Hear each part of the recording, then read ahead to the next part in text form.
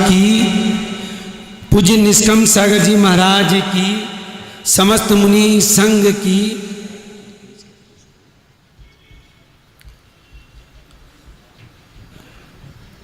जिज्ञासा समाधान कार्यक्रम में आप सभी का हार्दिक स्वागत।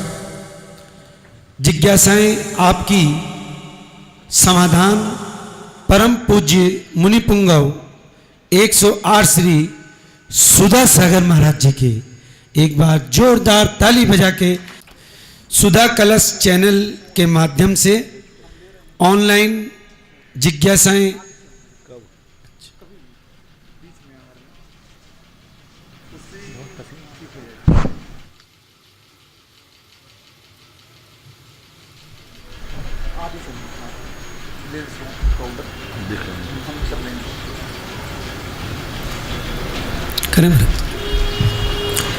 नमोस्तु गुरुवर।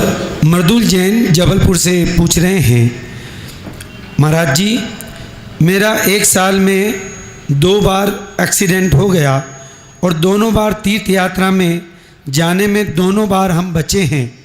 हमारी माँ के लिए ज़्यादा चोटें आई हैं। हम ऐसा क्या करें कि माँ जल्दी ठीक हो जाएं? हम रोज़ शांतिधारा हनुमान ताल मंदिर में करवा रहे हैं। एक्सीडेंट का मामला है, अच्छे डॉक्टर की सलाह करके अच्छे डॉक्टर से जो परामर्श देवे वही करें जो डॉक्टर कहे। ब्रह्मचारिणी संगीता दीदी पूछती हैं, महाराज जी मेरी शंका है कि भक्ति करने से भी पाप कट जाते हैं, तो फिर कोई पाठ माला विधान हवन आदि मुहूर्त को देखकर क्यों करते हैं? भक्ति तो कभी भी कर सकते हैं, फिर तो भक्ति भी मुहूर्त पर आधारित हो गई। शंका का निवारण करें। भक्ति से सारे पाप कट जाते हैं, लेकिन उसको काल और क्षेत्र अनुकूल मिल जाने से उसमें और ताकत आ जाती। ऐसा उज्ज्वल रविशरण महाराज ने श्री पद्म पुराण जी में लिखा कि वही जाप हम अन्य दिनों में देते हैं, लेकिन वही जाप यदि हम पर्व के दिनों में देवें तो जो सिद्धि 6 महीने में होना है वो सिद्धि पर्व के दिनों में 8 दिन में हो जाती है। तो द्रव्य, क्षेत्र, काल, भव और भाव इनका भी प्रभाव पड़ता है। ठीक है, भक्ति से पाप कट जाते हैं, लेकिन जितने कटना चाहिए उतने नहीं कट पाएंगे, और जितने जल्दी कटना चाहिए उतने नहीं चल पाएंगे। जैसे व्यक्ति पैरों से चलता है, लेकिन यदि सामने की उल्टी हवा चल जाए तो थोड़ा दिक्कत पड़ेगी। चलेगा पैरों से, और अपने जिस तरफ अपन जा रहे हैं उसी तरफ की हवा चल जाए तो और सरलता होगी। तो मुहूर्त आदि देखने से हमारी जो क्रिया में थोड़ी बहुत कठिनाई आने वाली थी वो सरलता से निपट जाती है। इतना अंतर है।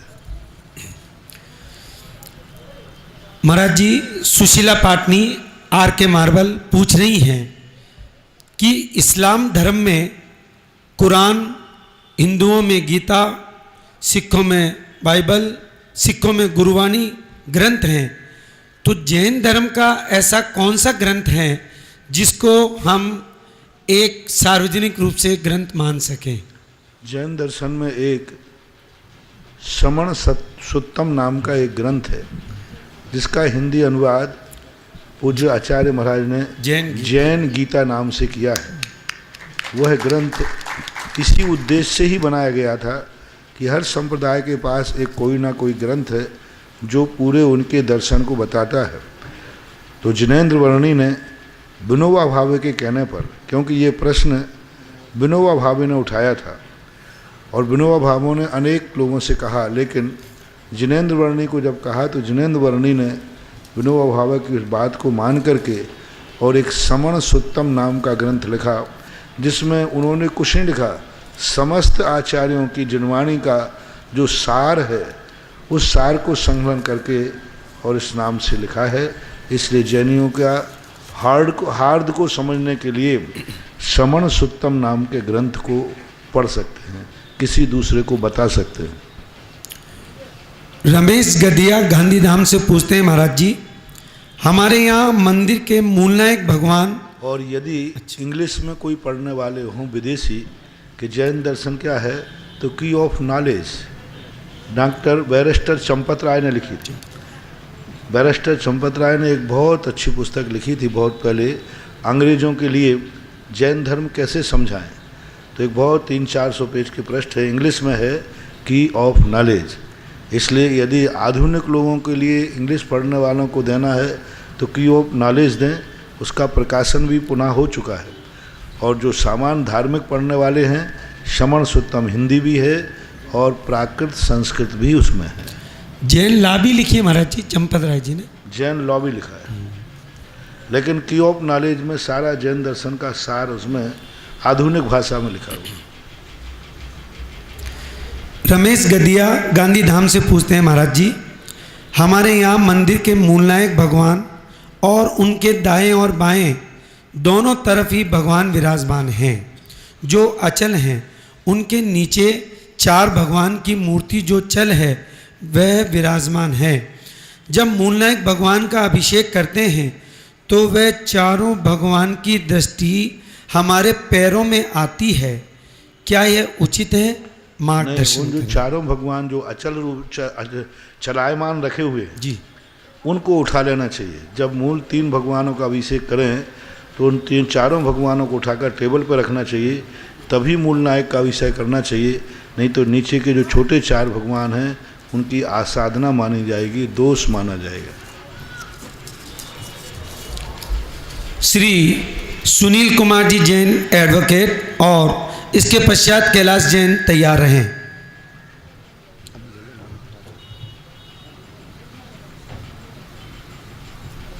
नमोस्तु महाराज जी, नमोस्तु महाराज जी। ये अपना जो महाराज जी के जो 2 उपकरण होते हैं, संयम का उपकरण पिच्छी के बारे में तो काफ़ी प्रवचनों में मालूम चल जाता है। जो शुद्धि का प्रकरण है कमंडल, ये कमंडल काय से बनता है और इसका पिच्छी की तरह परिवर्तन क्यों नहीं होता है? अगर खराब होने पर ही होता है तो ये बता। शौचोपकरण कहलाता है। पिच्छी का भी परिवर्तन इसलिए करना पड़ता है कि वो साल भर में परिमार्जन करने के योग्य नहीं बनती, वो डंठल हो जाता है। कमंडल एक ऐसी चीज़ है, वो शौचोपकरण का है, तो उसको परिवर्तन करने की ज़रूरत नहीं। पानी रखने के लिए है और पानी जब तक उसमें आ रहा है तब तक बदलने की कोई ज़रूरत नहीं। जीवन काल क्या, कई पीढ़ी दर पीढ़ी भी चल जाता है। एक कमंडल दूसरे महाराज के पास थे, फिर वो चलता रहता है। जब तक नहीं टूटेगा तब तक कमंडल बदलने की कोई ज़रूरत नहीं, क्योंकि पिच्छी और कमंडल बदलना मेरा पर्पस नहीं है। ऐसा नहीं है कि अब बहुत दिन से कपड़ा पहनते आ रहा है तो नए मॉडल बदल दो। हम लोग मॉडल के हिसाब से नहीं बदलते, उपयोगिता नहीं होती है तो बदल देते, उपयोगी है तो चलते। समाधि के समय नहीं, समाधि के समय कमंडल चलता रहता है, संग में चलता रहता है, पीढ़ी दर पीढ़ी। आचार्य ज्ञान सागर महाराज का कमंडल आचार्य श्री बहुत वर्षों तक लिए रहे, और जिनेंद्र वर्ण गणेश प्रसाद वर्णी का कमंडल ईश्वरी के अंदर रखा है, वो महाराज लोगों को दीक्षा के समय दिया गया। कोई कमंडल, कोई आगम में उल्लेख नहीं है कि कमंडल को छोड़ना चाहिए। मात पिच्छी के लिए जब समाधि होती है तो पिच्छिका के लिए वहाँ पेड़ आदि पर टांग देना चाहिए, जिससे वह व्यक्ति मरण करके जहाँ उत्पन्न देवादि गति में हुआ तो वो अपना अवधिज्ञान लगावे तो उसको पता चल जाए कि मैं मुनि बन करके यहाँ आया हूँ। कमंडल को समाधि के साथ नष्ट करने का कोई आगम में प्रावधान नहीं है। उसको नष्ट करना एक बहुत अच्छी निधि को खोना है, बहुत अच्छी निधि है, उसको नष्ट नहीं करना चाहिए और उसको साधुओं के उपयोग में लेना चाहिए। नरियल बनता है, बड़ा दरियाई नरियल होता है, जो समुद्र के किनारे पेड़ होते हैं। जो आपका नरियल होता है इससे एक बड़े पेड़ होते हैं, इतने बड़े होते हैं। जो नरियल है ये तो आधा है, एक नरियल में से 2 निकलते हैं और उसके में से निकलते दरिया। समुद्रों में होता है, समुद्रों में वो गिरता है।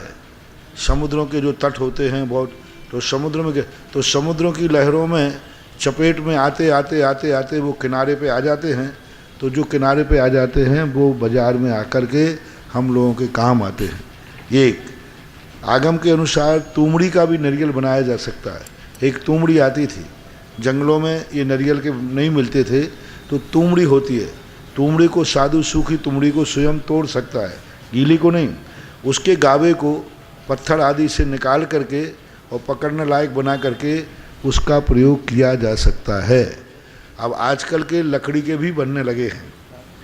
मैन तो पहले साधु तुमड़ी का कमंडल रखते थे ज़्यादातर, अब आपके साथ रहते हैं तो सिंथेटिक्स जो बनते हैं केमिकल से वो भी लेने लगे हैं, क्योंकि हल्के होते हैं, लकड़ी के भी बन जाते हैं और नारियल के। आज वर्तमान में 3 प्रकार के कमंडल चल रहे हैं, प्लास्टिक के भी और लकड़ी के भी और दरियाई नारियल के द्वारा चलते हैं।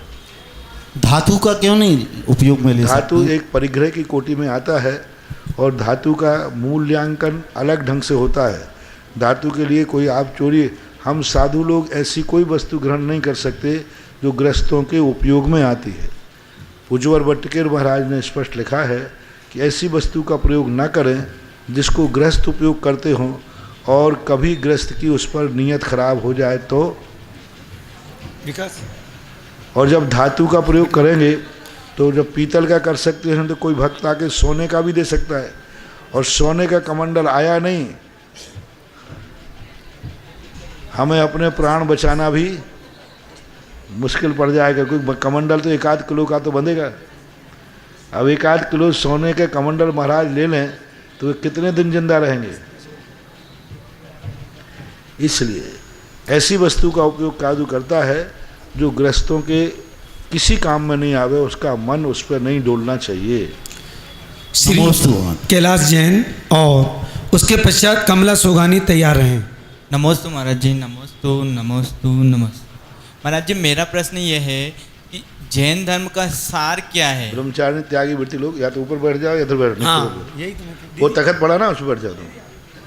कह रहा हूँ महाराज जी, उनसे निवेदन। हमने देखा नहीं, उस तरफ ध्यान नहीं। हमने निवेदन कर दिया महाराज। हाँ, ऊपर वहीं ऊपर बैठ जाओ या ऊपर गृहस्थ लोग। ब्रह्मचारी तुम इधर आ जाओ, वो बहन वहाँ ऊपर बैठ जाएगी। नमस्ते महाराज जी। हाँ हाँ बोलिए, बोलो भैया। जैन धर्म का सार क्या है वो तो वहाँ महाराज जी? चल जाएगी क्योंकि सलवार कुर्ती पहने हैं। सलवार कुर्ती ब्रह्मचारिणी को नहीं पहनना चाहिए। महाराज जी, जैन धर्म का सार क्या है इसका? अच्छा, गृहस्थ तो पढ़ाते हैं, घर में रहते हैं, कोई बात नहीं, ठीक। हाँ बोलिए महाराज जी, जैन धर्म का सार तो क्या है? कम से कम जब धार्मिक कार्यक्रमों में आए तब सलवार कुर्ती ना पहने। यदि आप सर्विस करती हैं तो जब सर्विस में जाएं तब कोई बात नहीं, लेकिन जब धार्मिक कार्यक्रमों में आएँ तो सफ़ेद साड़ी पहनना चाहिए। क्योंकि हम इन लोगों को मना करते हैं तो फिर आप लोगों को मना कहेंगे तो भाई हमें कहें महाराज जी आपकी। हाँ, नमस्ते महाराज जी।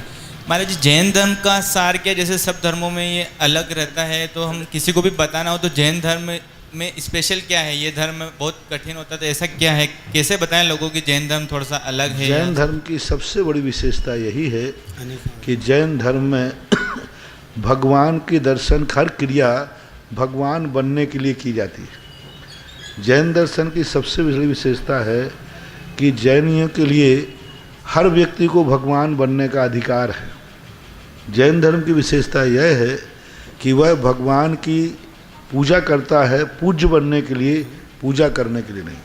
इसके लिए डिटेल में आपको चाहिए है तो एक पुस्तक लिखवाई थी बहुत दिन पहले, जब अपन अल्पसंख्यक घोषित हो रहे थे तो सुप्रीम कोर्ट के लिए प्रस्तुत करना थी कि क्या क्या नियम। तो जैन धर्म की मौलिक विशेषताएं डॉक्टर रमेश चंद जी डीलिट ने ये पुस्तक लिखी थी, तो आपको कहीं उपलब्ध हो सकती है। तो उस पुस्तक को आप पढ़ेंगे तो जैन दर्शन की सारी असाधारण विशेषताएं हैं। अन्य दर्शनों से जैन दर्शन अलग कैसे है वो आप जैन धर्म की मौलिक विशेषताएं नाम की किताब है, छोटी सी 200-250 पृष्ठ की, उसको पढ़ें। उसमें बाकायदा इतने टू द पॉइंट से दिया गया है और वो पुस्तक सुप्रीम कोर्ट में पेश की गई और उसको पढ़ने के बाद ही जैन धर्म को सुप्रीम कोर्ट ने अल्पसंख्यक घोषित करने की राज्यों को अनुमति दी। श्रीमती कमला सोगानी और अनीता राव का तैयार है। पुस्तक संभवतः सांगानेर संगी मंदिर से मिल सकती है, वहाँ से उसका प्रकाशन हुआ है। नमोस्तु महाराज जी, नमोस्तु महाराज जी। आहारक शरीर किसे कहते हैं? और एड्रेस निष्कम सागर जी महाराज के पास वो पुस्तक का एड्रेस देख लेना, इनके पास है पुस्तक। आहारक शरीर किसे कहते हैं और ये किनके होता है? आहारक शरीर मुनिराजों को होता है, वो भी भावलिंगी मुनिराजों को होता है। भावलिंगियों में भी बहुत असाधारण विशेष मुनिराजों को होता है। पंचम काल में वो नहीं होता, चतुर्थ काल में होता है। जब मुनिराज को कोई ऐसी शंका होती है कि जिस शंका का वो समाधान ना शास्त्र पढ़ के ढूंढ पा रहे हैं, ना गुरु से मिल रहा है, स्वयं के मन में नहीं आ रहा, तो उनको उस शंका संबंधी एक मन में बहुत तीव्र भाव आता है। उस समय उनके मस्तिष्क से एक पुतला निकलता है। वो पुतला जहाँ पर भी भगवान अरहंत भगवान होंगे, सिमंदर आदि कोई भी, उन भगवान को जाकर के छुएगा और छू करके आएगा, उन महाराज की शंका समाधान हो जाएगा। दूसरा कारण है, किसी तीर्थ क्षेत्र की वंदना करना है और वो महाराज जाने में समर्थ नहीं है, अनुकूलता नहीं है, चतुर्मास आदि का समय है, वृद्ध अवस्था है, और उनको भाव आ गया कि मुझे फलाने तीर्थ क्षेत्र की वंदना करना है, मैं वहाँ नहीं जा सकता, और जाऊँगा तो वहाँ पर संयम की विराधना है, घास है, कीड़े मकोड़े हैं, धर्म का पालन नहीं हो सकता। तो उस समय उस तीर्थ की वंदना करने के लिए भी महाराज आहारक पुतला को निकाल सकते हैं, और वो उस तीर्थ की वंदना करके आएगा और महाराज को उसका विकल्प समाप्त हो जाएगा। तीसरा कारण उसका है कि तीसरे कारण में वह अब अप्रतिघाती होता है, दीवार में से भी चला जाए, पहाड़ में से भी चला जाए, एक हाथ प्रमाण होता है, और वह पुतला सफ़ेद कलर का होता है, शुक्ल होता है। आँख, कान, नाक, पांचों इंद्रियां होती हैं। आँख से देखता है, कान से सुनता है, मुंह से बोलता है, सब पूरा उनके पास 6 पर्याप्तियां होती हैं। तीसरा, कभी कभी मुनिराज अपनी रिद्धि का परीक्षा करने के लिए भी आहारक पुतले का प्रयोग करते हैं। ऐसे ये 3 कारण 4 कारण हैं जिन कारण से होता है। नमोस्तु महाराज जी। अपन ऐसे तो कहते हैं कि रात के समय में मतलब भोजन नहीं करना चाहिए और वो नहीं करना चाहिए और किसी को मतलब करवाना भी नहीं चाहिए, पर जब अपन को स्वप्न के अंदर है ना, ये जैसे चौका लगाने वाली बातें याद आ जाती है या महाराज जी को आहार वगैरह कराने का हो जाता है, तो उसमें हमें क्या दोष लगता है? स्वप्न में? हाँ महाराज जी। स्वप्न में आहार कराने का भाव आया, तो जब स्वप्न में तुम आहार करा रहे थे, उस समय स्वप्न में रात थी कि दिन था? रात ही थी महाराज। स्वप्न में? स्वप्न में तुम्हें कैसा लग रहा है कि महाराज रात में खा रहे हैं कि दिन में? ऐसे तो दिन में ही होगा ना महाराज जी। यदि रात में व्यक्ति को स्वप्न आया है और यदि वो महाराज को दिन में आहार दे रहा है, स्वप्न में ऐसा लग रहा है जैसे मैं 10 बजे पड़गान कर रहा हूँ, तो उसको पुण्यबंध ही होगा, क्योंकि वह शुभ क्रिया है। हाँ, यदि रात में महाराज खा रहे हो तुम रात में तो महाराज जी नहीं, पर वो मतलब आहार कराने की। स्वप्न में रात है कि दिन है? सोते समय तो रात ही है ना महाराज जी। सोते समय रात है, लेकिन स्वप्न में तो दिन ही है ना। हाँ, तो स्वप्न में दिन है, तो वहाँ उपयोग पुण्य का होने से पुण्य का भाव लगेगा। नमस्ते महाराज। सुषमा दीदी उज्जैन और श्री DC जैन साहब मुंबई तैयार रहें। नमोस्तु महर्षि। महर्षि, तत्पर सूत्र के 7वें अध्याय में जो अंतिम सूत्र आया है, स्वसत्साते सर्गो दानम, इन्हें स्व और पर के कल्याण के लिए दान दिया जाता है। स्वस्याति सर्गो दानम जी, तो इसको निश्चय और व्यवहार में किस तरह से हम घटित करेंगे? निश्चय के अंदर तो कोई दान होता नहीं, ना कोई निश्चय तो अपने आप में स्वयं स्वस्वरूप है, अपने आप। दान आदि की क्रियाएं व्यवहार में ही आती हैं, और उस व्यवहार में जो निश्चय का कारण है, यानी दान आदि की क्रिया किए बिना कोई व्यक्ति निश्चय की मंजिल को नहीं पा सकता। दान आदि व्यवहार भोजन बनाने के समान है और निश्चय भोजन खाने के समान है। निश्चय मंजिल है, व्यवहार मार्ग है, मार्ग के बिना कोई निश्चय तक नहीं पहुंच सकता। इसलिए व्यवहार में ही निश्चय होता है, व्यवहार में ही दानादि क्रियाएं बनती हैं, इसलिए उसको व्यवहार में ही लेना चाहिए। महाराज जी, एक प्रश्न और पूछ लें? हाँ, पूछिए। जो 7 प्रकार के संयम बतलाए हैं, उसमें परिहार्य विशुद्धि संयम आया है, और जो परिहार्य विशुद्धि संयम है, जिसने 30 वर्ष पूर्वक सुखपूर्वक ग्रस अवस्था में रहा हो और फिर मुनि धर्म को उन्होंने अंगीकार किया हो, उन्हें प्राप्त होता है कि जो बाल ब्रह्मचारी हैं उन्हें प्राप्त नहीं होता है, ऐसा क्यों? बहुत अच्छा है। पहली बात तो सुखपूर्वक प्राप्त होता है, ये तो आगम में मिला है, लेकिन बाल ब्रह्मचारी को प्राप्त नहीं होता है, ये नहीं लिखा है। सुखपूर्वक को आप शादी क्यों मानते हो? सुखपूर्वक व्यतीत करने का अर्थ होता है किसी भी प्रकार का क्लेश नहीं हुआ, आनंद में रहे, बहुत अच्छे रहे। पहले तो 30 साल में शादी ही नहीं होती थी। जी। महावीर आदिनाथ भगवान की शादी 30 साल में नहीं हुई। 18 लाख पूर्व तक तो वे कुमारे रहे, कुमार अवस्था में, और 30 साल का हमेशा के लिए नियम है। एक पूर्व कोटि वर्ष की आयु है तो भी 30 साल है। तो फिर आदिनाथ, अजितनाथ, संभवनाथ, चूर्य तीर्थंकरों के काल में, यानी यूँ कहना चाहिए पारसनाथ के पहले के काल में किसी की भी शादी 30 साल में होती नहीं थी।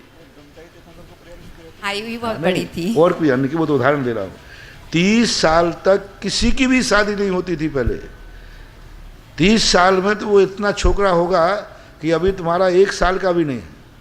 18 लाख पूर्व वर्ष तक आदिनाथ का भी कुमार अवस्था रही, भरत चक्रवर्ती कितनी रही, बाहुबली कितनी रही। तो फिर 30 साल में कोई दीक्षा लेगा तो फिर उसको तो परिहार हो गई नहीं। शादी का कोई प्रसंग किसी आगम में नहीं लिखा कि शादी करना ही सुख का। शादी को जैन दर्शन में सुख कहा ही नहीं है। शादी तो जो है इंद्रियों के विषय, वेदना के प्रतिकार है, उसे सुख कैसे कहूँ? वो तो जैसे व्यक्ति बीमार हुआ है और बीमार की उसने दवाई खा ली, तो क्या दवाई को सुख कहते हैं? नहीं कहते। इसी प्रकार किसी भी आगम में नहीं लिखा कि सुख पूर्वक का अर्थ। सुख पूर्वक का अर्थ है संक्लेश रहित, आकुल व्याकुल परिणामों से रहित, टेंशन से रहित। उनके जीवन काल में घर में किसी का मरण नहीं हुआ, वो अनाथ नहीं होते हैं, किसी प्रकार की कमी नहीं होती है, कोई धन दौलत की स्थिति कमी नहीं हो, बीमार नहीं होते हैं, उनके घर काल में किसी का मरण नहीं हुआ हो जिसका उन्होंने शोक मनाया हो। इसका नाम है सुखपूर्वक। और इस सुखपूर्वक करके बाल ब्रह्मचारी को होगा परिहार विशुद्धि, कोई बाधा नहीं, कोई बाधा नहीं। फिर वो 30 वर्ष के बाद वर्ष पृथकत्व प्रमाण 3 साल से लेकर के 8 वर्ष के 9 वर्ष के पहले पहले तक उसे भक्त प्रत्याख्यान नाम के जो पूर्व है उसका अध्ययन करेगा, तब उसे परिहार विशुद्धि संयम होता है। तीर्थंकर का तो मैंने उदाहरण दिया कि कोई भी तीर्थंकर 30 वर्ष के पहले दीक्षा लेते ही नहीं।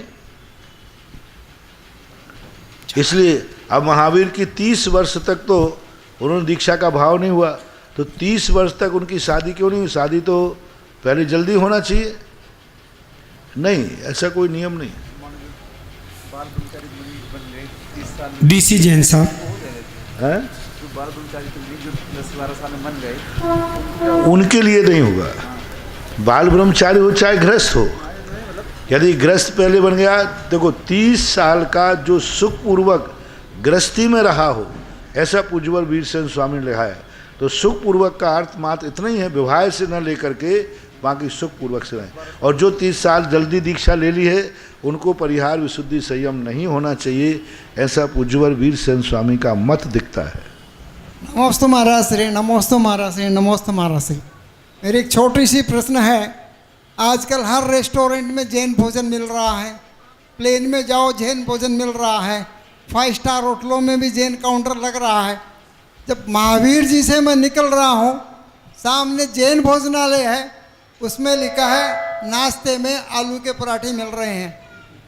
समेत से सोनागिर जी में से निकल रहा हूँ, पहाड़ी से नीचे उतर रहा हूँ, जैन का रेस्टोरेंट है, उसमें भी यही लिखा है सुबह नाश्ते में आपको आलू के पराठे मिलेंगे। ये क्या हो रहा है? ये अपने लोग, ये होटल वाले और बनाने वाले की कमी नहीं है, ये खाने वाले की कमी है कि वो खाता क्यों है। क्योंकि जैन होटल में जाकर के आलू के पराठे मांगेगा तो फिर वो बनाना ही पड़ेगा, क्योंकि तो वो व्यापार के लिए है। हम लोग यदि बहिष्कार कर दें कि जिन होटल में आलू का पराठा मिलेगा उसमें कोई जैनी आहार नहीं करे, भोजन नहीं करेगा, तो अपने आप बंद हो जाएंगे। सारी चीज़ें कुछ नहीं है, उपभोक्ता के अधीन हैं। उपभोक्ता माल खरीदना बंद कर देगा उसका व्यापारी रखेगा ही नहीं। एक व्यक्ति एक गोष्ठी में आए सूरत में, एक पंडित जी थे।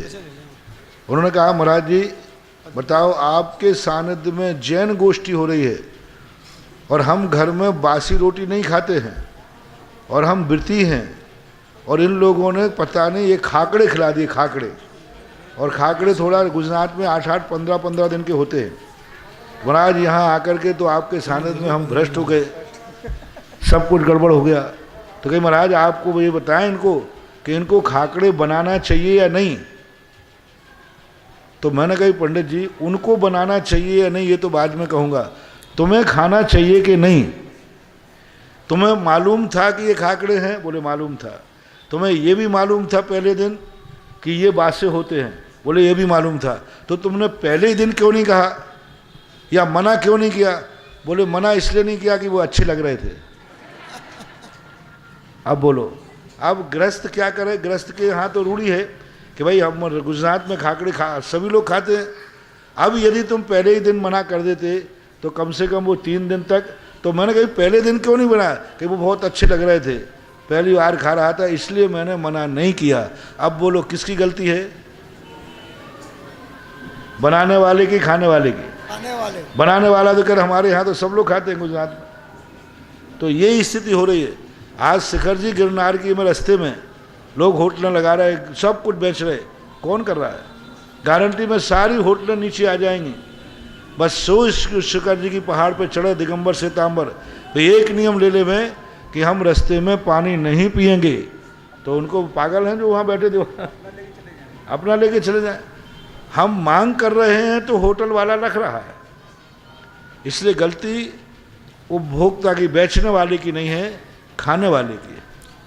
श्री पदमजी गंगवाल और इसके पश्चात शकुंतला गंगवाल तैयार रहें।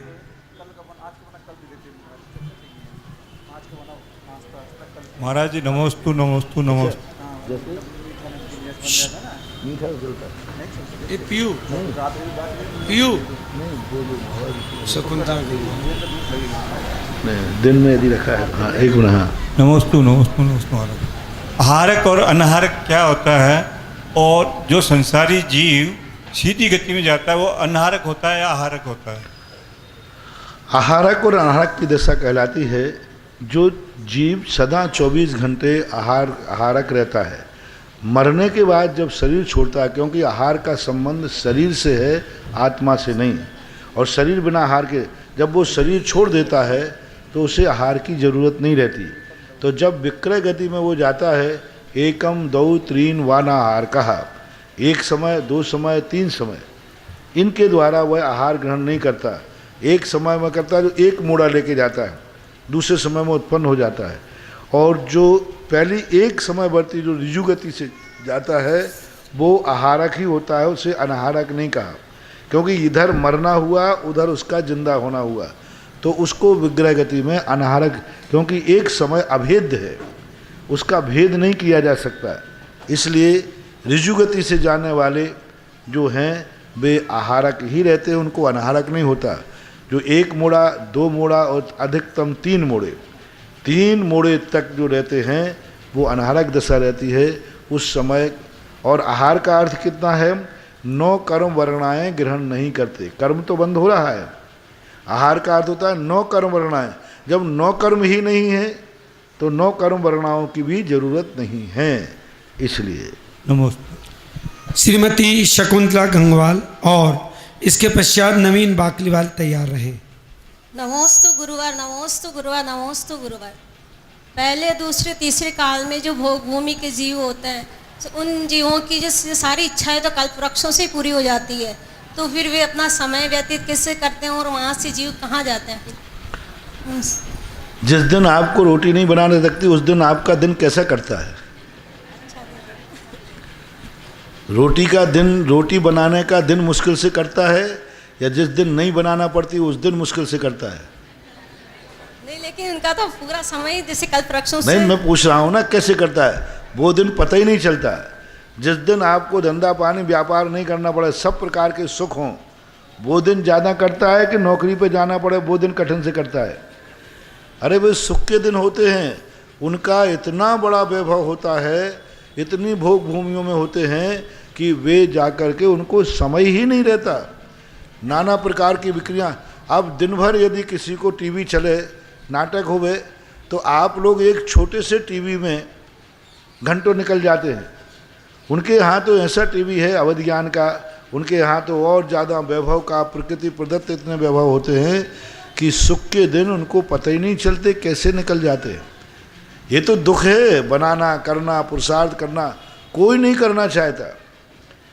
यदि आपसे पूछता हूँ, यदि कोई आपको घर में कह देवे कि ना तुम्हारे लिए रोटी बनाना है, ना कपड़े धोना है, ना झाड़ू लगाना है, कुछ नहीं करना, तो इसे पाप का उदय मानोगे कि पुण्य का? है पुण्य का उदय मानोगे। गिलास का पानी भी उठा के नहीं पीना, वो कोई ला के दे देगा, पुण्य का उदय मानोगे। और ऐसी ज़िंदगी निकल जाए तो बड़े बड़े सेठों के घरों को देखो, राजा रानियों के घर देखो, कुछ नहीं करते हैं, उनके दिन कैसे निकलते हैं। तो उनका दिन जो निकलता है इतने आराम से निकलता है। और दूसरे वो इतने भद्र परिणामी होते हैं, इतने भद्र परिणामी होते हैं कि उनको इन सब चीज़ों के विकल्प ही नहीं आते। दोनों प्रकार, फिर कहाँ जाएंगे? क्योंकि मिथ्या दृष्टि भी भोग भूमि जा सकता है, सम्यक दृष्टि भी जा सकता है। और ये मरण करके नियम से सम्यक दृष्टि है तो वो प्रथम और द्वितीय स्वर्ग में स्वधर्म ईशान में ही पैदा होते हैं।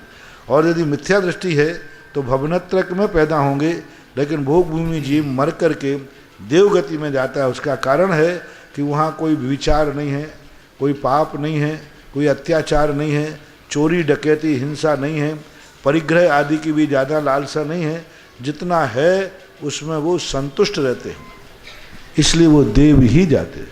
नमोस्तु गुरु। नवीन बाकलीवाल और इसके पश्चात नमोस्तु गुरुवर, नमोस्तु गुरुवर। सुशील जी बरजात्या तैयार रहें। गुरुवर, वैष्णव दर्शन के अनुसार ये पितर देवता वगैरह होते हैं और इनको वैष्णव समाज मानती है और इनके अमावस्या को धूप वगैरह करती है। और अपन जैनियों के अंदर भी आजकल कोई मांगलिक कार्यक्रम होता है, शादी ब्याह वगैरह, उसके अंदर सबसे पहले अपन पितरों का लेन देन करते हैं। तो जैन दर्शन में ये पितरों का ये है या नहीं है, या इनको मानना चाहिए या नहीं मानना? वैष्णव दर्शन में तो इन सब चीज़ों का कथन है, इसलिए वैष्णव लोग मानते हैं तो कोई आपत्ति नहीं है। लेकिन जैन दर्शन के अंदर इन सब का कोई शास्त्रों में उल्लेख नहीं है, पितरों का कोई उल्लेख नहीं है, पितृदोष का कोई उल्लेख नहीं। और जैनी को कभी पितृदोष लगता ही नहीं है। और पितृदोष का अर्थ क्या होता है? अपने पूर्वजों के जो आचरण अच्छे थे उनको छोड़ देना पितृदोष है, और उन आचरणों को अच्छी तरह से स्वीकार कर लेना पितृदोष का निवारण है। यही है सबसे बड़ा पितृदोष। हमारे पूर्वजों की क्या इज्जत थी, क्या आचरण थे, वे रात्रि में नहीं खाते थे, वे अभक्ष सेवन नहीं करते थे, व्यसनी नहीं थे, उनको यदि अपन ने छोड़ दिया तो यही पितृदोष है। बाकी ये सोने की तावीज़ बना के पहनना, पितृ बना के पहनना, ये जैन दर्शन में कहीं हमने देखने में नहीं आया, ना कहीं पढ़ने में आया। श्रीमती शिल्पा बाकलीवाल तैयार रहें। हेलो, नमस्तु गुरुवर, नमस्तु नमस्तु नमस्तु। महाराज जी, मेरी एक जिज्ञासा है। हमारे मंदिर में जितनी भी वेदियाँ बनी हुई हैं उसमें बनाने वाले ने जिसने अपने परिवार का नाम लिखाया वो परिवार आज एक भी नहीं है, और जिन्होंने नहीं लिखवाया वो परिवार मौजूद है। ऐसा क्यों होता है?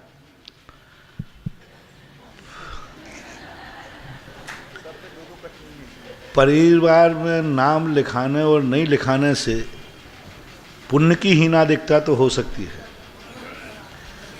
और परिवार का उसने नाम लिखवाया है या कमेटी ने लिखा है, एक बात।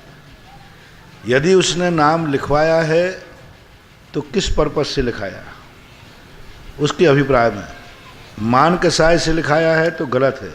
इस उद्देश्य से लिखाया है कि मेरी आगे आने वाली पीढ़ी भी यह शिक्षा ले कि हमारे पूर्वज भी दान देते थे, इसलिए वो भी देवें, ऐसे भाव से लिखाया है तो श्रेष्ठ है। और दूसरी बात, उसने लिखवाया या कमेटी ने लिखाया। कमेटी यदि नाम लिखती है तो कमेटी का उद्देश्य होता है इतिहास की रक्षा करना। कल के दिन कोई कहने लग जाए कि ये वेदी हमारी है। भगवानों पे, मूर्तियों पे प्रशस्ति पहले नहीं होती थी। 9वीं शताब्दी के पहले किसी भगवान पर कोई प्रशस्ति नहीं है। श्री महावीर जी है, पारसनाथ जी हैं और सांगानेर, इनमें नहीं होती थी, क्योंकि उस समय कोई विवाद नहीं थे। धीरे धीरे विवाद होने लगे, कोई कहने लगा ये मूर्ति मेरी है, मेरे पूर्वजों ने बैठा ली थी, वो कहते मेरे पूर्वजों ने बैठा ली थी। तो फिर लोगों ने इतिहास लिखना शुरू कर दिया मूर्ति पर। इसलिए मूर्ति पर, वेदी पर नाम लिखने से आपका अभिप्राय क्या है, उस पर पुण्य की हीनाधिकता हो सकती है, लेकिन वेदी पे नाम लिखने से मात्र उनका विनाश होता हो, ये बिल्कुल भी गलत है। उस वेदी में कोई दोष रह जाते हैं, उस वेदी में कोई ऐसा दोष रह जाता है, उस दोष के कारण से जरूर विनाश देखा जाता है, सुना हुआ है। एक बार एक ऐसी भयंकर मूर्ति बैठी हुई थी, तो उस मूर्ति को देख के मैंने तुरंत भाव आ गया कि इस मूर्ति को बैठाने वाले के वंश का कोई व्यक्ति है कि नहीं। तो उन्होंने कहा नहीं है। मैंने कहा हो भी नहीं सकता। तो वो संभव है, सदोष होने से हो, मात पंचायती नशिया में या शराबी मंदिर में वेदी पर नाम लिखाने से किसी का बुरा होता हो, ये बिल्कुल गलत है। वो अपने आप ऐसा निमित्त बन गया होगा, जिसने नाम नहीं लिखाया उसकी वेदी अच्छी बन गई होगी, निर्दोष बन गई होगी, इसलिए हो गया। ये काकताली न्याय कह सकते थे। महाराज जी जितनी भी वेदियां हैं जिस पर नाम लिखा हुआ है, आज एक भी परिवार नहीं है, तो उन वेदियों में कोई ना कोई गड़बड़ी होगी। नमस्ते। श्री सत्यनारायण जी और इसके पश्चात प्रकाश जैन सांगानेर तैयार रहें। नमस्ते महाराज जी। नमस्ते महाराज जी। नमस्ते महाराज। एक निवेदन है साहब, जो अकाल मृत्यु में जिसकी घर में 2-2, 3-3 मौत हो जाए, तो वो जो 84 लाख योनियों में भटकती रहती है आत्माएं, या पुनर्जन्म लेती है, या उसके बाद किसी शरीर में प्रविष्ट होकर के गर्भ में फिर वो मनुष्य आत्मा बनती है, या 84 लाख योनियों में भटकती है। पहली बात तो आपका अकाल मृत्यु के संबंध में समाज में या आपके मन में गलत धारणा है। अकाल मृत्यु का अर्थ ही नहीं है कि शेष आयु तक वो आत्मा भटकती रहेगी, 84 लाख योनियों में भटकेगी, या उसकी छाया किसी को परेशान करेगी। नहीं, चाहे अकाल में मरे चाहे सुकाल में मरे, 3 समय के अंदर अंदर वो व्यक्ति, 4 समय के पहले पहले वह जीव किसी ना किसी पर्याय में जन्म ले लेता है। अकाल मौत वाला भी स्वर्ग जा सकता है, देवता बन सकता है। भटकने वाली कोई आत्मा नहीं होती। अकाल मौत वाला भटकता है, बिल्कुल गलत है। अकाल मौत वाला 84 लाख योनियों में भटकता है, कोई बात नहीं। अकाल मौत तो मुनियों की भी हो जाती है, मुनि महाराजों पर भी संकट आ जाते हैं। मुनि महाराज को भी ऊपर घानी में पेल दिया गया, शालिनी ने खा लिया, कुछ नहीं। अकाल मौत से कोई डरने की जरूरत नहीं है। अकाल मौत वाला भी उच्च गति में जा सकता है, वो उसके परिणामों में, चाहे सुकाल वाला हो चाहे अकाल वाला हो, दोनों की गतियों में कोई अंतर नहीं है। अकाल मौत वाला भी सर्वार्थ सिद्धि जा सकता है। अकाल मौत वाला सुकमाल मुनि भक्षण आदि कर लिया, अपन उसको अकाली कहते हैं। हाँ, पांडव, 2 पांडव अकाल में मौत हुई, उनके ऊपर उपसर किया गया। तो सुकाल में मरे चाहे अकाल में मरे, कोई गति में अंतर नहीं। सुकाल में मरने वाला भी नरक जा सकता है, अकाल में भी जा सकता है, और अकाल में मरने वाला सर्वार्थ सिद्धि स्वर्ग जा सकता है, तो सुकाल में मरने वाला भी जा सकता है। इसलिए ये धारणा समाज में मिट जाना चाहिए कि एक्सीडेंट से, किसी अकाल से मरण प्राप्त हुआ है तो उसकी दुर्गति हो। हाँ, यदि उसने स्वयं सुसाइड किया है, यदि उसने सुसाइड किया है, तो आगम के अनुसार वो भटकेगा नहीं, उसकी आत्मा भटकेगी नहीं, लेकिन उसकी दुर्गति निश्चित है, क्योंकि उसने संक्लेश के साथ मरण किया और मनुष्य पर्याय का अनादर किया। इसलिए शास्त्रों में ऐसा उल्लेख आया है कि वह नियम से नरक जाता है अथवा अल्प आयु वाला होता है। श्री पद्म पुराण जी में लिखा है कि जो आत्महत्या करते हैं वे बार बार गर्भ में आकर के जन्म लेने के पहले उनका गर्भपात हो जाता है, किसी कारण से हो जाएगा, उनके माँ बाप करा देंगे, या वो कुछ स्वयं अकाल में मर जाएगा। क्योंकि उसने एक बार अकाल मरण किया तो कम से कम 50-100 बार उसको बार बार जन्म लेगा, लेकिन जन्म नहीं ले पाएगा, उसका गर्भपात हो जाएगा या करा दिया जाएगा। बस इतना ही। अकाल मौत जिसने सुसाइड किया है उसके संबंध में इतना उल्लेख। मर करके उसकी छाया परेशान करेगी, भूत पलित बनेगी, ये सब मिथ्या धारणा है, ऐसा कुछ भी नहीं होता है। गुरुदेव एक निवेदन है कि वो जो आत्मा है जब शरीर छोड़ देती है अकाल मृत्यु में, तो वो क्या वो मनुष्य ही के रूप में जन्म लेती है या किसी 84 लाख? हमने पहले कह दिया ना, कहीं भी जा सकती है, लेकिन ऐसा नहीं है कि अकाल वाला ही भटकेगा। सुकाल और अकाल, जैसा अपने आप मृत्यु वाला कहीं जा सकता है तो अकाल वाला भी कहीं जा सकता है। मनुष्य बने कोई नियम नहीं है, देव बन जाएगा, नरक चला जाएगा, कुछ भी बन सकता है। श्रीमती शिल्पा बाकलीवाल। नमोस्तु महाराज जी, नमोस्तु महाराज जी, नमोस्तु महाराज जी। महाराज जी मेरा प्रश्न ये है कि जब हम मंदिर जाते हैं तो हम बोलते हैं निसही निसही निसही, और जब आते हैं तो हम बोलते हैं असही असही असही। कई बार हम असही बोलना भूल जाते हैं, तो इसमें हमें कौन सा पाप है? तो दोस्त तो है ही। किसी मेहमान के यहाँ जब गए तो किसी रिश्तेदारी में, तो उसने बड़ा स्वागत किया और आपने पहले से मोबाइल किया, फ़ोन किया कि मैं आ रहा हूँ, मैं आ गया हूँ, स्टेशन पर उतर गया हूँ, और 2-3 दिन उसने तुम्हारी आव भगत की, तुम अच्छी तरह रहे, और तुमने चुपचाप अटैची उठाए वहाँ से भाग गए, तो बोलो उस परिवार को कैसा लगेगा? असभ्यता है। जिस प्रकार अब जाकर के हमने पहले फ़ोन किया था कि भाई मैं आ रहा हूँ, तो फिर आते समय भी उसको सूचना दो कि मैं जा रहा हूँ। सभ्यता है। इसका यदि इसको महान पाप तो नहीं कहेंगे, लेकिन ये अनैतिकता है, असभ्यता है। जब भगवान से हमने ये कहा कि भगवान मैं आ रहा हूँ, तो जाते समय ही बोलना चाहिए भगवान मैं अब जा रहा हूँ। प्रकाश जैन सांगानेर, इसके पश्चात शांतिलाल जी गदिया तैयार रहे। नमोस्तु महाराज जी, नमोस्तु महाराज जी, नमोस्तु महाराज जी। सामान्य श्रावक की दृष्टि से देखें महाराज जी, तो प्रतिमाएं कितनी है। जैसे कि लोगों का दर्शन का नियम तो होता है, लेकिन दर्शन प्रतिमा नहीं होती, तो इसको श्रावक अपने जीवन में किस तरह से अंगीकार कर सकता है? भगवान का दर्शन करने का नाम दर्शन प्रतिमा नहीं है।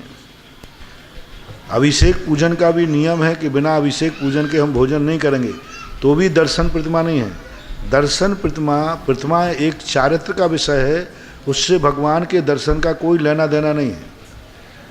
भगवान के दर्शन से कोई लेना देना नहीं। दर्शन प्रतिमा का अर्थ नहीं कि दर्शन का नियम। दर्शन प्रतिमा का अर्थ है कि सम्यक दर्शन के बाद चारित्र के अभिमुख होना। संसार शरीर भोग निर्विण्णा, संसार के शरीर भोगों के प्रति उदासीन हो जाना, उनसे निवृत्ति की तैयारी करना, यूँ मानना चाहिए। कहीं आप जाना चाहते हैं तो उसके पहले आप तैयारी करते हैं कि नहीं, कि चल देते हैं? तैयारी करते हैं जाने की, अभी गए नहीं। दर्शन प्रतिमा 12 व्रतों को अंगीकार करने की तैयारी है, उसको दर्शन प्रतिमा बोलते हैं। भगवान के दर्शन से उसको ना जोड़ा जाए। वो 12 व्रत कौन कौन से महाराज? 12 व्रत सभी जानते हैं। 5 महाव्रत, 3 गुणव्रत, 4 शिक्षा व्रत। 5 अणुव्रत जो हैं, अहिंसाणु, सत्याणु, अचौर्याणु, अब्रह्मचर्याणु और अपरिग्रहाणु। और गुणव्रत होते हैं दिग्व्रत, देशव्रत और अनर्थ दंड व्रत। शिक्षा व्रत होते हैं 4, भोगोपभोग, सामायिक, मतभेदों में पुरुषदोपवास और संलेखना या अतिथि संभवाग। इस प्रकार महाराज जी अगर 5 महाव्रत लिए गए हैं इसमें, तो जो ग्रस्त अणुव्रत हाँ अणुव्रत। आदिश जैन और इसके पश्चात शांतिलाल जी गदिया तैयार रहे हैं। हाँ बोलो। नमोस्तु महाराज जी, मेरा प्रश्न ये है कि उपवास क्यों करते हैं? उपवास इसलिए करते हैं जिससे कि हमें ये मालूम रहे कि हम रोटियों के गुलाम नहीं हैं। मैं बिना पर का आलम्बन लिए भी जिंदगी जी सकता हूँ। हम भोजन के अधीन हैं। और दूसरी बात है कि आप बच्चे की भाषा में यही है, तो रोटी इसलिए ज़्यादा नहीं खाना चाहिए कि उससे फिर कोलेस्ट्रॉल बढ़ जाता है। नमोस्तु महाराज। शिखा जैन, जल्दी से जल्दी। नमोस्तु नमोस्तु नमोस्तु महर्षि। लेशिया क्या होती है और कौन कौन सी होती है? लेशिया क्या होती है और कौन कौन सी होती है? लेशियाएँ कहलाती आत्मा के परिणाम। कषाय और योगों की जो मिलते हैं उनसे लेशिया बनती है। लेशिया का अर्थ परिणामों के आत्मा का उपयोग में और कसाय की मिक्सिंग से जो परिणाम बनते हैं, ये 6 होती हैं। कृष्ण, नील, कापोज, तेजोलेस्या, पद्मलेस्या और शुक्लेस्या होती है। तो लेस्या का अर्थ है कसाय और योगों की प्रवृत्ति को लेस्या बोलते हैं। हमारी कसाय का उदय है और वैसे ही हमारे मन वचन काय की प्रवृत्ति हो रही है, तो उससे जो परिणाम बन रहे हैं, जो अनुभूति हो रही है, उसका नाम लेस्या है। बाबूजी। महाराज श्री नमोस्तु नमोस्तु नमोस्तु। महाराज श्री मेरा प्रश्न है कि जब जीव से आत्मा निकल जाती है तो उसकी मृत्यु हो जाती है। तो पहली बात तो मेरा प्रश्न है महाराज श्री, आत्मा का स्वरूप क्या है? और दूसरी बात महाराज श्री, अभी लेटेस्ट 2-4 दिन पहले अखबार में आया था कि उन्होंने साइंटिस्ट ने उस आत्मा की फोटो खींची, बहुत सारी फोटो खींची, बंद कमरे में रखी, तो उसमें आत्मा को एक इस तरह से थोड़ा सा स्वरूप बताया महाराज श्री।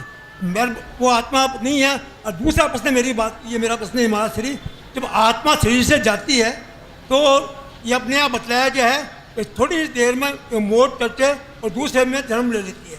तो मेरा निवेदन है महाराज श्री, एक तरफ कोई नया शरीर पैदा होता है तो गर्भस्थ होता है, तो गर्भस्थ में महाराज श्री क्या ये भी बताया गया गर्भस्थ में कि 3 महीने के बाद में मनुष्य में उस जीव में शरीर में जो आता है तो उसके बाद में वो उसमें जीव पड़ता है।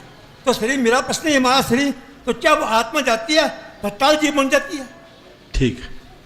आत्मा का अर्थ होता है जो अपने आप में, जैसे पुद्गल एक द्रव्य है, ऐसा आत्मा द्रव्य है। जो हम जान रहे हैं, देख रहे हैं, सुन रहे हैं, वह जो देख रहे हैं वो मैं नहीं हूँ, जो देख रहा है वो मैं हूँ। जो सुनने में आ रहा है वो मैं नहीं हूँ, जो सुन रहा है वो मैं हूँ।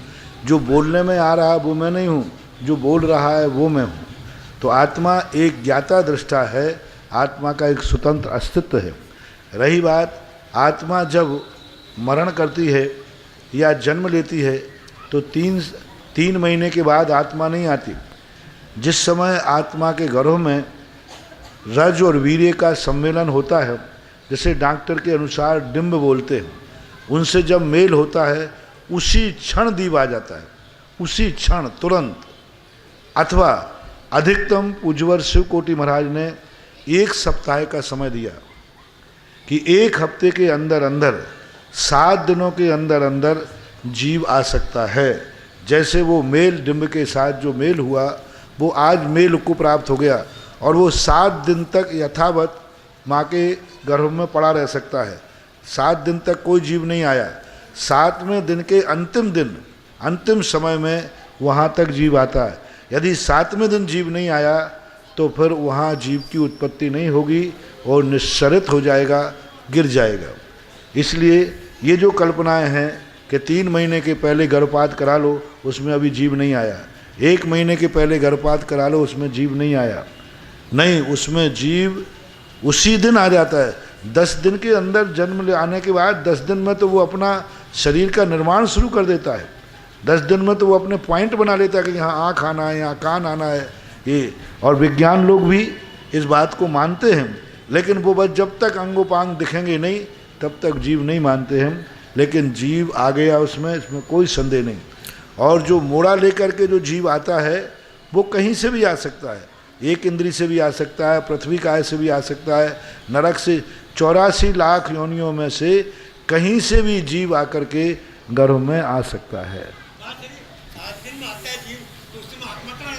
अधिकतम नहीं, वो तो उस पर्याय में है, अभी मरा नहीं है वो। ये मत समझना कि जीव मर करके रास्ते में, अभी वो जीव मरा नहीं है। जो मर चुका है वो तो 3 समय में कहीं ना कहीं जन्म लेगा ही लेगा। जीव मरने के बाद अधिक समय 3 समय के बाद तो उसको जन्म ले ही लेना है।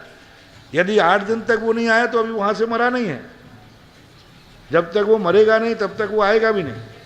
इसलिए रास्ते में कहीं कोई रुकावट नहीं है, बिल्कुल बाकायदा सारी लाइनें क्लियर रहती हैं। 3 समय से ज़्यादा कोई समय लगा ही नहीं सकता। लेकिन जन्म का पहले बात तो 99% उसी समय जीव आता है। अपवाद है 1 हफ्ते का, कुचित का जायद कभी अधिकतम गर्भ में जीव आएगा। तो आज से 1 हफ्ते के अंदर अंदर आ जाएगा। और यदि उसके बाद उतने समय में जीव नहीं आया तो फिर उस समय उसमें जीव नहीं आ सकता, जीव नहीं पड़ेगा उसमें। उसी समय तुरंत उसी समय कोई जीव मरा, क्योंकि अनंतानंत जीव विग्रहगति में है। प्रति दिन, प्रति समय, प्रति क्षण अनंत जीव मरते हैं। ऐसा एक भी समय नहीं है, एक भी समय आज तक नहीं आया जिस समय अनाहरक दशा में कोई जीव न रहता हो। निरंतर अनंत जीव मर रहे हैं, कोई ना कोई मर ही रहा है। 24 घंटे में एक भी समय ऐसा नहीं है जिस समय कोई ना कोई जीव मर रहा हो, नहीं मर रहा हो, और वो मरा और इधर उत्पन्न हो जाता है। कोई दिन और रात का कोई भेद नहीं है। जिस समय उसको योनि स्थान मिलता है उसी समय जीव वहाँ आकर के जन्म ले जाता है। गौरव जैन। गुरुदेव के चरणों में बारंबार नमोस्तु। महाराज श्री, मेरा प्रश्न है, पूरी शिवकोटि ने बनाई, हर 10 दिन की बात कर। नमोस्तु महाराज जी, मेरा प्रश्न है, 6 ढाला कार ने तीसरी ढाल में उत्तम मध्यम एक आत्मा का वर्णन किया है। 7वें गुण स्थान में मुनिराज उत्तम अंतरात्मा और 6ठे गुण स्थान में मध्यम, तो इन दोनों को अंतर को कैसे समझा जाए? पहली बात तो आप थोड़ा अर्थ लगाने में चूक गए। 6ठे गुण स्थान को मध्यम नहीं कहा और वहाँ 7वें गुण स्थान को मध्यम नहीं कहा। उत्तम मध्यम त्रिविध जगन में उत्तम को कहा महावृत्ति। 6ठे 7वें गुण स्थान का वर्णन किसी भी शास्त्र में नहीं लिखा। 6ठे 7वें गुण स्थान वर्ती जो हैं मुनिराज, वे उत्तम अंतरात्मा हैं। 5म गुण स्थान वर्ती श्रावक मुनि महाराज में एक ही भेद होता है उत्तम का। मुनि महाराज में उत्तम मध्यम जघन्य भेद नहीं होते। इस प्रसंग में जो मध्यम भेद है वो प्रथमाधारी का है, क्षुल्लक इलक का है, आरिका माता का है। आरिका जो है क्षुल्लक हैं, वृत्ति प्रथमाधारी ब्रह्मचारी ब्रह्मचारिणियाँ हैं, ये मध्यम अंतरात्मा है। और जगन्नात्मा आत्मा है अविरत समदृष्टि, अविरत सम्यक दृष्टि।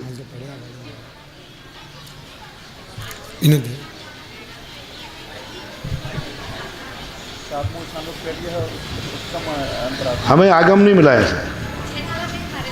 6 ढाला में आया है। 6 ढाला में किसी हिंदी कार में लिखा होगा जी, हिंदी में आया है, उसमें दोहे में नहीं है। हाँ, तो हिंदी तो हमारी तुम्हारी है, उससे क्या लेना? हाँ, हिंदी में आया है। 6 ढाला में कोई शराब को मान्यता दे दे वे हिंदी में, किताब तो 6 ढाला है, कहीं नहीं, बिल्कुल गलत लिखा है। किसी कंजाइस्ट ने ऐसी भाषा लिख दी होगी। ये आगम का वचन नहीं। आगम में स्पष्ट रूप से लिखा है कि जो उत्तम अंतरात्मा हैं वे अनगारी हैं। उत्तम आत्म बोलो ना, वो दे मध्यम अंतरात्म देश वृत्ति अनगारी। जगन कहे अविरत समदृष्टि। हाँ, पहली पंक्ति बोलो ना, पहली उत्तम अंतरात्म है जो उत्तम अंतर आत्म है जे देश वृत्ति। नहीं नहीं नहीं, देश मध्यम है। तो महावृत्ति को लिया है। वहाँ 6ठे 7वें गुण स्थान को किसी आगम में कथन नहीं है। 6 ढाला कार में हिंदी में ऐसा कर दिया कि 7वें गुण स्थान को 6 ढाला कार ने नहीं किया। हिंदी में जो अर्थ है 6 ढाला कार की हिंदी लिखने वाले किसी कलाकार ने, तो उसमें मुनियों के 2 भेद कर दिए उसमें। नहीं, वो कलाकार है वो, क्योंकि जिंदगी में ना मुनि बना है, ना बन रहा है, और ना ऐसा लिखने वाला कभी बन पाएगा। मिथ्यात उसने गलत दृष्टि से लिखा गया। आगम में ऐसा कोई वचन नहीं। मास्टर दिव्यांशु जल्दी से, और विभू दोनों जने खड़े हो जाओ फटाफट। नमोस्तु महाराज जी, नमोस्तु महाराज जी, नमोस्तु महाराज। तू उधर देख रहा है, इधर देख रहा है?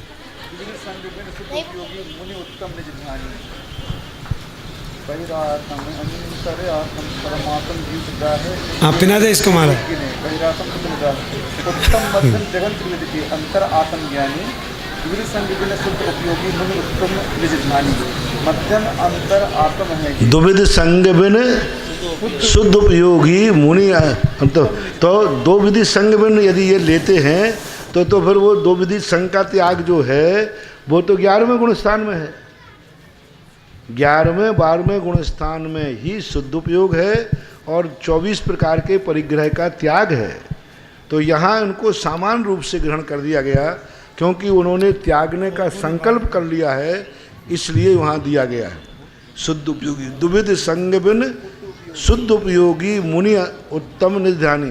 तो जो उत्तम है तो छठे गुण स्थानवर्ती की अपेक्षा शुभ उपयोगी ना तो उत्तम में लिए, ना मध्यम में लिए, ना जघन्य में लिए, तो फिर व्यवस्था कैसे बनेगी? यानी छठे गुण स्थानवर्ती किस में लेंगे? क्योंकि मध्यम अंतरात्मा लिखा देश वृत्ति, मध्यम अंतर आत्म है जे देश वृत्ति अनगारी। देश वृत्ति जो अनगारी है, आरिका है, एलक छुल्लक है, ये सब अनगारी हैं। तो इसके संबंध में विचार लेना चाहिए। हाँ जल्दी बोलो। नमोस्तु महाराज जी, नमोस्तु महाराज जी, नमोस्तु महाराज जी। महाराज जी मेरा प्रश्न ये है कि अगर हम जैन धर्म के हैं तो हमें दूसरा धर्म मानना चाहिए कि नहीं मानना चाहिए? उसमें इतना और सुधार कर लेना, सप्तम गुण स्थान वाले को अंतरात्मा कहना फिर भी किसी अपेक्षा से ठीक है, लेकिन छठे गुण स्थानवर्ती को मध्यम आत्मा कहना ये आगम विरुद्ध है। अगर अपन जैन धर्म के हैं तो हमें दूसरा धर्म मानना चाहिए कि नहीं मानना चाहिए, और उसके हिसाब से पूजा करनी चाहिए, व्रत करनी चाहिए कि नहीं करना चाहिए? जब तुम्हें मालूम है कि यही मेरे पापा हैं तो फिर पड़ोसी के पापा मानना चाहिए या नहीं? नहीं मानना चाहिए। तो अब ज़्यादा मैं बोलूँगा नहीं, तो इशारा काफ़ी है बच्चों को। नमोस्तु महाराज। इसको जरा विभू को। हाँ बोल। नमोस्तु महाराज जी, नमोस्तु महाराज जी, नमोस्तु महाराज। महाराज जी मेरा ये प्रश्न है कि विद्यासागर जी महाराज जी के पैर में से लोहा कैसे निकला? विद्यासागर जी के पैर में से धुआं कैसे निकलता है? लोहा लोहा हा? लोहा लोहा।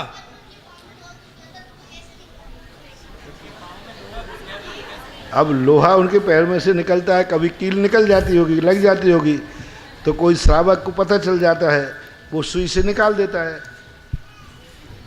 महाराज जी अपने हाँ हाँ जी, मैं 7 ईयर्स और 3 मंथ का हूँ, मैं शिविर में बैठ सकता हूँ क्या?